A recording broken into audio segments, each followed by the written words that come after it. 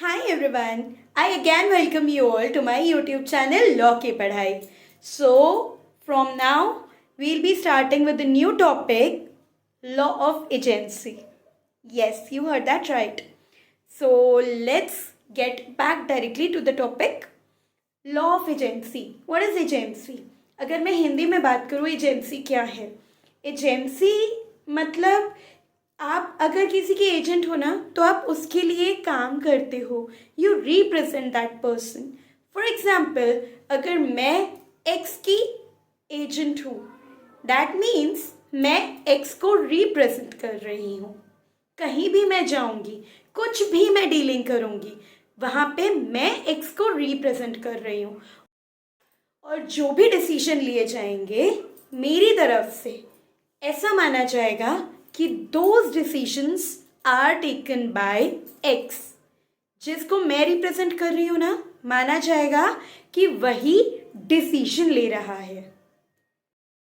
So let's now look into the sections which deals with the law of agency. Sections देखते हैं. As per Indian contract act section 182. I think आपको visible होगा. मैं शायद frame के बाहर जा रही हूँ, but let's see. Camera setup कर कि लेट्स सी आपको दिख पा रहा है या नहीं. यस, सेक्शन 182 क्या बोलता है? It says agent.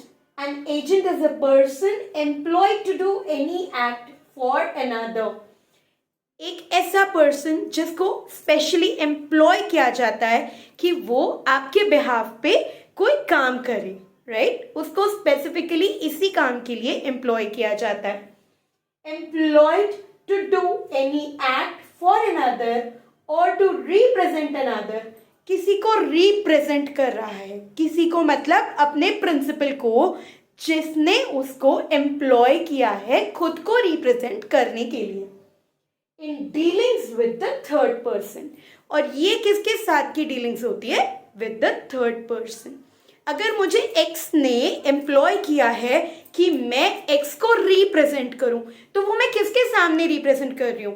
In front of the third person. जो थर्ड पर्सन होगा ना, उसके सामने मैं एक्स को रिप्रेजेंट कर रही हूं.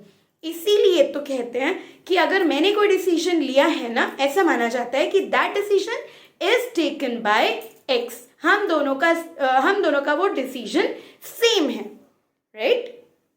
सेक्शन 182 की अगर हम बात करें, 182 क्या बोलता है? सेक्शन 182 बोलता है प्रिंसिपल कौन है? Who is the principal? Principal the person for whom such act is done.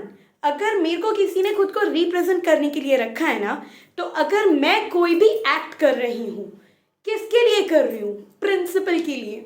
ऐसा व्यक्ति जिसके लिए हम कोई एक्ट करें, राइट?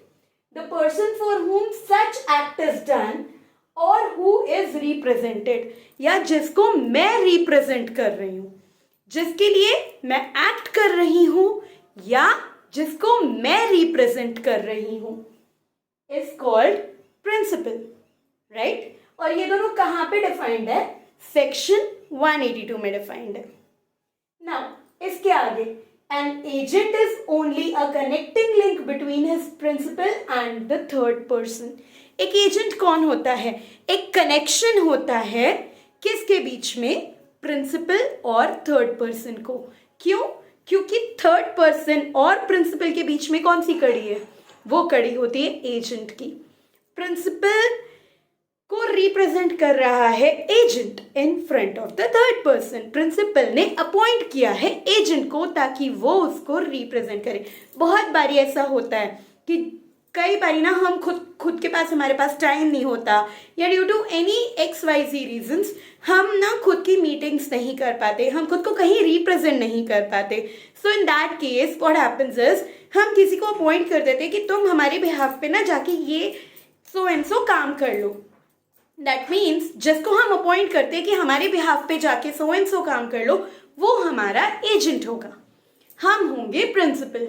और जहाँ जाके काम कर लो, वो पर्टिकुलर काम कर लो, मतलब जहाँ जाके वो हमें रिप्रेजेंट कर रहा है, वो हमारा थर्ड पर्सन होगा, right?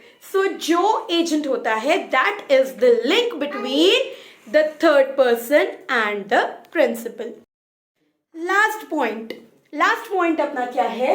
Contracts entered into through an agent. कोई भी कॉन्ट्रैक्ट अगर एजेंट एंटर कर रहा है and obligations arising from the acts done by agent, अगर एजेंट कोई एक्ट कर रहा है तो वहां से अगर कोई ऑब्लिगेशन, किसी भी टाइप का अगर कोई ऑब्लिगेशन निकलता है तो those may be enforced in the same manner and will have the same legal consequence as if the contract had been entered into and the acts done by the principal in person. मतलब उसका effect same रहता है, उसके legal consequences same रहते हैं. अगर मैंने कोई एक्ट किया है, मैंने कहीं पे जाके कोई डीलिंग की है, तो वो डीलिंग्स ऐसी मानी जाएंगी जैसे प्रिंसिपल ने खुद ने की हैं. मैंने तो की है लेकिन ऐसा माना जाएगा कि वो प्रिंसिपल की मर्जी से हुई है क्योंकि मैं प्रिंसिपल को रिप्रेजेंट कर रही हूँ, राइट? तो ये एक छोटा सा आज का कॉन्सेप्ट था लॉ ऑफ एजेंसी का. ऐसे टुकड़ों में मैं वीडियोस डालती रहूँगी and I would like you all to please please please like my video, share it, subscribe to my YouTube channel and please ask me your doubts in the comment section down below. मुझे बहुत लोगों ने बोला था कि अपना channel English में मत रखो, उसको हिंदी में भी डालो so that it will be very easier for us to understand. इसीलिए मैं हिंदी में भी डाल रही हूँ. I am explaining in Hindi as well. So it is all for you. Ultimately what I want is your benefit.